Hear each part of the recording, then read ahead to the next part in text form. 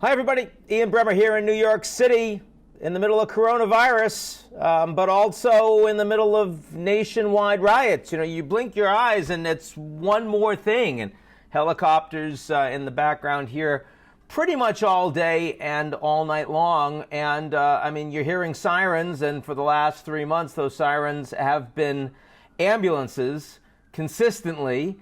And now, actually, there's at least as many police cars that I've seen in the past 72 hours as ambulances. So that's new. I can't say I'm excited about it.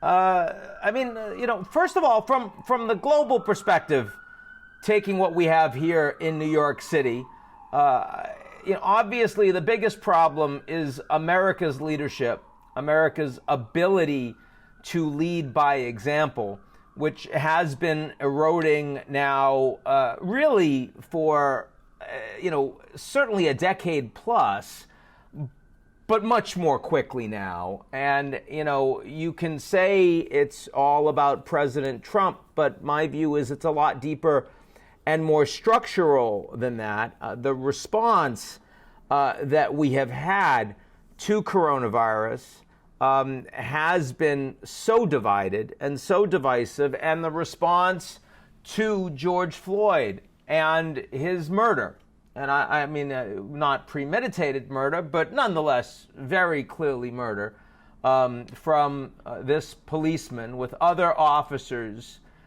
standing around as witnesses. And we've now all seen the video, we've seen the transcript.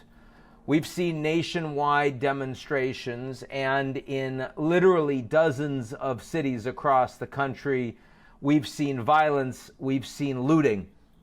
And how do you tell other countries that America is a democracy to be emulated when this is what is happening on the ground in the United States? And this level of division, this level of racial injustice, the lack of rallying around a flag. I mean, I will say that pretty much every American understands that those police officers should be punished. I don't think there's real division on that. In fact, I saw only 4% of Americans in one poll disagreed that the police officer who was kneeling on George Floyd's neck should be let go, should go free. I mean, 4% is functionally the entire country agrees on that.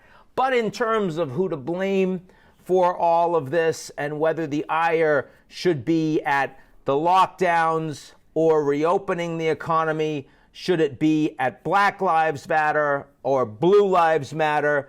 Do we care more about healthcare workers as opposed to police officers? What are the priorities? What should they be in the United States? Does free market capitalism, as America presently employs it, function properly for the American society? Does representative democracy function properly for American society? Around the world, the answer is increasingly no. We would not want to import that model. What does the United States stand for? Increasingly, a lot of Americans don't know. And certainly, Americans don't agree. And it's painful to see the Chinese government calling out American racism as they systematically dismantle the agreement for Hong Kong to experience autonomy and democracy in its own territory. The inability to have freedom of press, freedom of expression, freedom of dissent, and in Hong Kong, while the Chinese are able to say the Americans are worse. The Russians throwing doctors out of windows, the way they're treating frontline workers who are letting people know about just how much the government is lying about coronavirus, and running laps around the Americans on racism. The Iranian foreign minister taking his own red pen, stealing from us a little bit. Foreign Minister Zarif, who I know very well and is one of the moderates in Iran, but nonetheless writing about how, taking Pompeo, Secretary of State Pompeo's words against the corruption and injustice in Iranian society and turning it around to focus on American racism. I want to be very clear that the American political system, as damaged, as eroded, as delegitimized as its institutions are, you cannot compare it to the lack of human rights, to the systematic corruption, and the inability of citizens to have a social contract, to have a voice in Russia, in China, in Iran. You cannot compare these systems. And yet, the ability of the United States, which has for decades, even centuries, promoted itself as having the system that all others should emulate, the beacon on the hill, well, there's an awful lot of turnabout is fair play. There's an awful lot of people that are very, very happy the Americans are facing such difficulties deeply in our own society today. And that is indeed very painful to see, to give such dictatorships as Russia, now just announcing today that on July 1st, they will have their constitutional referendum where you can turn out and vote and allow Putin to be president until 2036. And why even bother with the election? We know what the outcome's going to be. There's no point. They don't bother with elections widespread in China. Why bother in Russia? They don't bother. I mean, they have elections in Iran, but you can only vote for people that have already been pre-selected for you by the Guardians Council, by the clerics that actually do run the country in Iran. In the United States, we have an election many people say are rigged. We don't know who the next president's going to be come November 3rd. There's a lot to play for. That's not true in these dictatorships.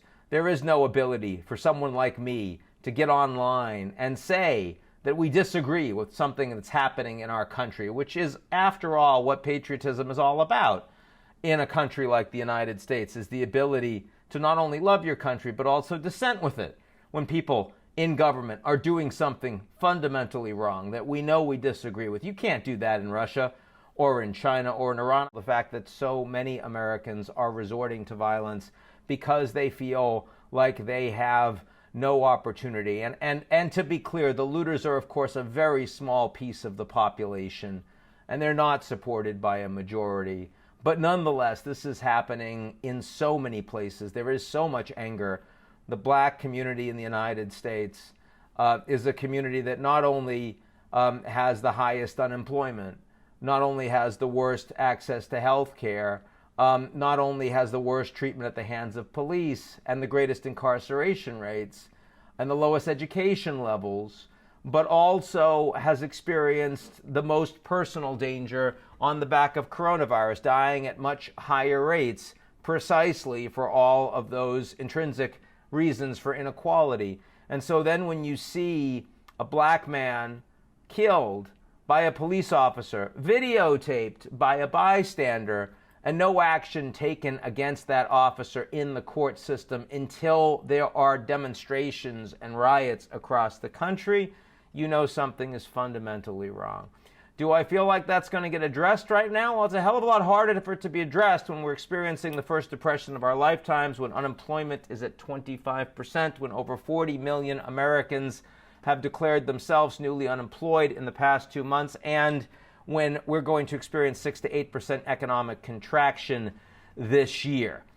In other words, bad time for a crisis, bad time for this kind of social discontent, bad time for the most divisive president in my lifetime, bad time for an election in the United States. We'll get through it. And for people that say it's scary, I certainly have to say I don't think it's scary. And of course, that's part of the problem. It's not scary for me because people in the knowledge economy have our jobs safe. We don't have to worry about where the next paycheck is coming from. We don't have to worry about our own safety. No one is coming after me on the streets right now or coming at my house right now, which in a sense makes it worse.